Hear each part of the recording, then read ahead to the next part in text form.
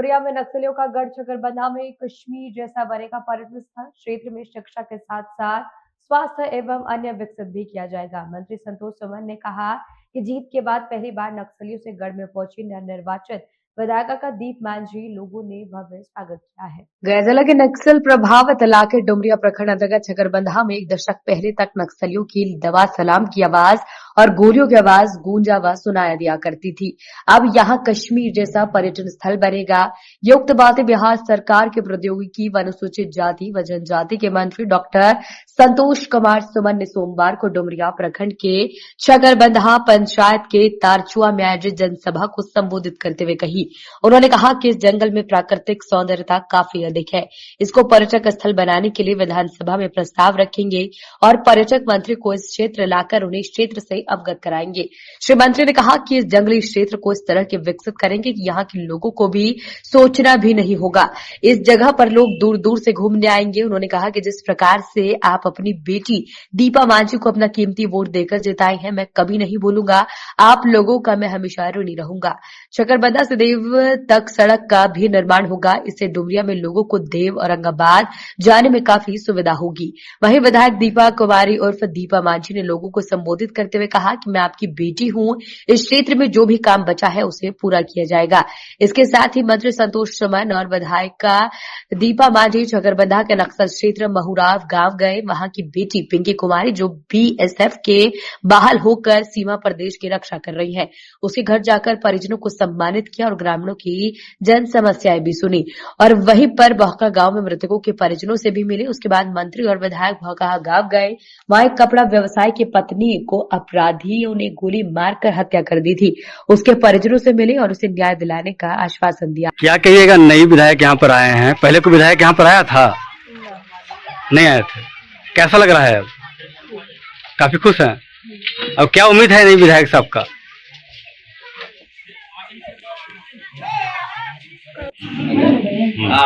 आज 1 दिवसीय दौरा पर गांव विधानसभा क्षेत्र में पहुंचे हैं। सबसे नक्सल क्षेत्र में गए थे, वहां पर पहली बार विधायक बन करके गए हैं। क्या कुछ कहेंगे आप?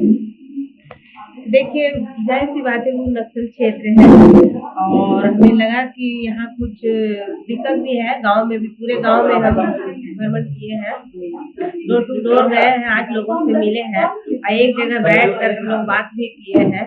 तो उस गांव में है कुछ समस्याएं हैं, पानी का समस्या है, ये भवन का समस्या है, तो वो हम नोट किए हैं और उस पर हम काम करेंगे, उनकी समस्याओं को दूर करने का प्रयास करेंगे। और जहाँ तक की बात है कि नक्सल क्षेत्र है तो पहले से अब बहुत अच्छा है। अब लोग रोड भी गया है उस गांव में और लोगों को जो सुविधा मिलना चाहिए पहले की अपेक्षा बहुत अच्छा है। रोड है। क्या कुछ सौगात मिलने वाली है क्षेत्रवासियों को? जी, क्या कुछ सौगात मिलने की उम्मीद है क्षेत्रवासियों को? देखिए, बिल्कुल अभी भी बोले हैं, मंत्री जी बोले हैं कि यहाँ हॉस्पिटल होना चाहिए और जो भी समस्या होगा वो हम लोग प्रयास करेंगे कि वहाँ उस समस्या को समाधान करें। आज 1 दिवसीय दौरा पर पहुंचे हैं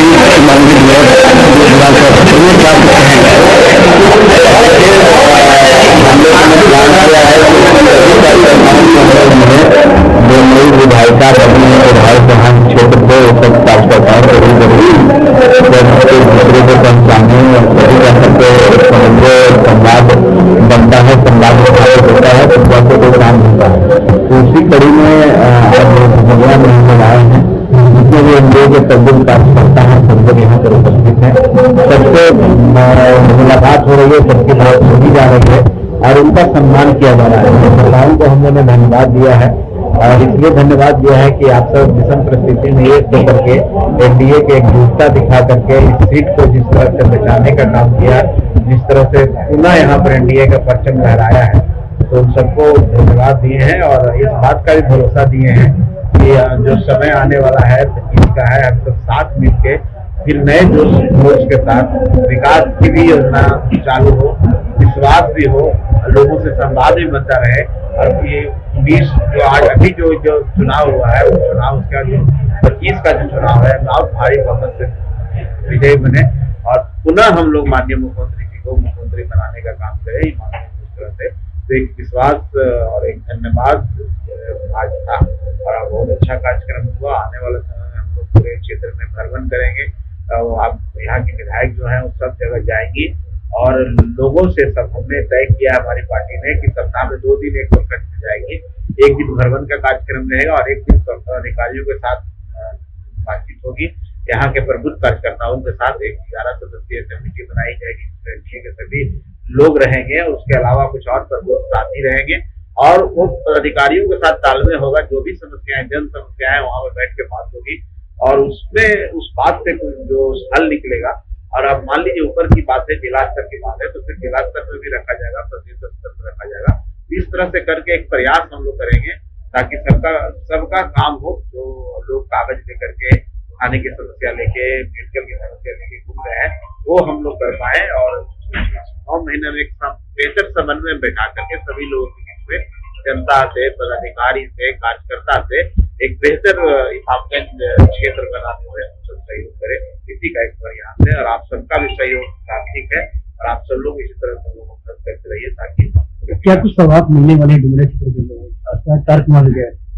देखिए, कारकुआ में एक प्रकृति का एक अनुपम छटा है जिसको हम लोग मिनी काश्मीर, हम पहला दिन गए तो उसको मिनी काश्मीर रखा है। तो हम लोग चाहते हैं कि कुछ ऐसा हो कि पर्यटन के क्षेत्र में वहाँ बढ़ावा मिलेगा, तो निश्चित तौर पर्यटन का बढ़ावा होगा तो लोग आएंगे, तो वहाँ के लोगों को रोजगार होगा। ऐसी संभावनाएं हैं। वहाँ पर बहुत सारा काम है। वहाँ पर स्कूल की मांग उन्होंने रखा है अपग्रेडेशन करने के लिए, 5 से 8 करने के लिए, +2 का हो गया है पढ़ा में, तो स्कूल है, हॉस्पिटल है, वो सब चीज तो होता ही है। लेकिन पर्यटन के क्षेत्र में वहाँ पर अपार संभावना है। एक देव से क्या है, देवकुली, क्या उसको देवकुली चक्रबंधा जो है वो उस जगह पर हम लोग चाहते हैं कि वहाँ पर कुछ निर्माण हो। मैंने माननीय मंत्री जी पर्यटन विभाग से बात की है, सहयोग से हम लोग नीचे आए तो बात भी हो गई और उन्होंने आश्वस्त किया है कि हम क्षेत्र में आएंगे और भी कुछ एक दो जगह है जहाँ पर हम लोग को ये क्षेत्र में मांगो क्षेत्र में ले चलेंगे और पर्यटन की समस्या को हम लोग पर्यटन को बढ़ावा देने के लिए और वहाँ से कुछ काम यहाँ करना है ताकि यहाँ पे लोगों को रोजगार। और बाकी तो पुल पुलिया है जो एक जनरल चीज है, वो होगा ही। कुछ जगह पर हम लोग चुनाव में देखे थे कि कुछ लोगों को डिमांड था, कहीं पर बहिष्कार हुआ, उसको भी हम लोग चाहेंगे कि अगले चुनाव में बहिष्कार ना हो और सबसे मिल करके सामंजस्य के साथ, समन्वय के साथ काम करें। निश्चित तौर पर स्वास्थ्य के लिए हम लोग कोशिश कर रहे हैं। आदरणीय स्वास्थ्य मंत्री जी से बात हुई है कि सरकार उस समय और उन्होंने आश्वस्त किया है कि आपको खोज करके दीजिए एक बढ़िया हॉस्पिटल इस विधानसभा क्षेत्र में बनेगा। हम लोग एक प्रयास कर रहे हैं यूनिवर्सिटी के लिए, लेकिन उस पर कोई हम लोग को कंस्ट्रक्टिव बात नहीं हुई है। हॉस्पिटल वाला बात हुई है और हम समझते हैं कि बहुत जल्द उसका रिजल्ट आएगा। यूनिवर्सिटी की बात भी जहाँ तक है, सरकार की ऐसी योजना है कि हम मंडल स्तर पर एक करेंगे और ऑलरेडी यहाँ पर मंडल स्तर पर एक हुआ है, तो वो हम लोग चाहेंगे, हम लोग शिक्षा मंत्री से बात करेंगे कि कृपा की जाए। हम लोग कोशिश करके चाहेंगे कि एक वो हो तो इमामगंज जरूर हो। अगर एक जगह बिहार में कहीं होने की बात होगा तो एक इमामगंज रहेगा। तो प्रयास है, आप सबके मिलने से प्रयास सफल होगा। राजनीति की बात करें तो वार्ता निकलने वाले हैं और करें कि झारखंड में 4 सीट मुकाबला एनडीए के साथ तबाह होगा। मैं चुनाव जीते झारखंड में 4 सीट जीते हैं, यहाँ कितना सीट जीते हैं ये पूछना चाहिए।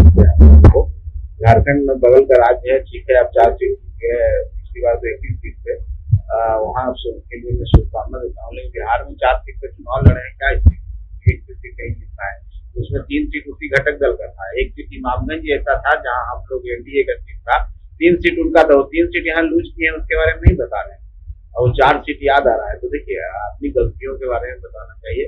जब तक अपनी गलतियों के बारे में आपको जानकारी नहीं होगा तो आप सीख नहीं पाएगा। तेजस्वी यादव जी का ही सबसे बड़ी खराबी है कि अपनी गलती को नहीं वो समझते, वो इस भूल में रहते हैं कि बस पूरा बिहार उनका है। तो ये सब बातें करने से कुछ नहीं होता है। तो बीच में आप देखेंगे एनडीए की सरकार की वापसी हो रही है।